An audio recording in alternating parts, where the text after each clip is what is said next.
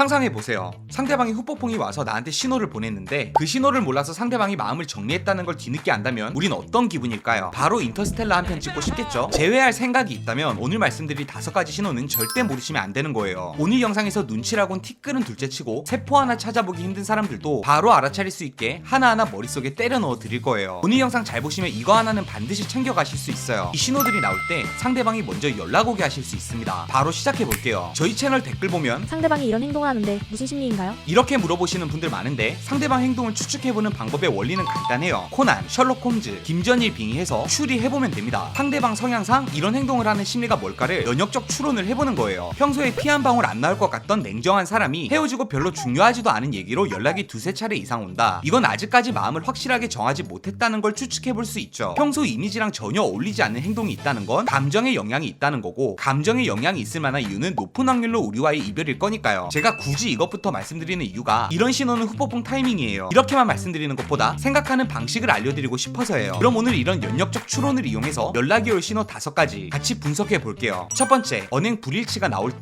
난 헤어지면 너 차단할 거야. 난 헤어진 사람이랑은 SNS 팔로워는 못해. 이렇게 말하던 사람이 헤어지고 몇 주가 지나도록 차단은커녕 내가 스토리만 올리면 족족 확인한다거나 누가 봐도 티나는 가계정으로 계속 눈팅을 한다면 말과 행동이 일치하지 않는 거죠. 이렇게 언행 불일치가 나오는 이유는 아직 마음이 준비되지 않은 상태에서 자기 확신을 위한 말을 지르듯이 한 거기 때문이에요. 사람은 자기가 입 밖으로 꺼내는 말에 영향을 받기 때문에 난 이런 사람이 될 거야 라고 자기 확언을 하면 스스로 그 말에 영향을 받거든요. 차 좋아하시는 남자분들이라면 공감하실 텐데 저도 지금 차를 하나 팔아야 되는데 주변에 나 몇 달 안에 차 팔 거야 이 말만 2년째 하고 있어요. 근데 이러는 이유가 이 차를 아직 보내주기엔 애정이 남아있어서 그런 거거든요. 근데 이렇게 주변에 선언이라도 해야 제가 이 차를 조금이라도 빨리 팔 수 있을 것 같아서 이렇게 말하고 있습니다. 똑같은 심리예요. 헤어질 땐 자기 마음 정리를 위해서 난 널 차단할 거다, 그냥 모르는 사람으로 지내자, 이런 말을 하는데 막상 뒤에 이어지는 행동은 자기 말이랑은 차이가 있는 행동들이 나타난다면 조만간 연락이 올 가능성이 있다고 봐야 돼요. 두 번째, 차단의 풀림과 해제가 반복될 때 차단은 무조건 나쁜 거다? 절대 그렇진 않아요. 차단의 배경이 중요한 겁니다. 영상 보시는 분들 중에서도 이런 분들이 있을 거예요. 얘 인스타 보니까 더 힘든 것 같아. 차라리 내 눈에 안 띄게 차단해버릴까?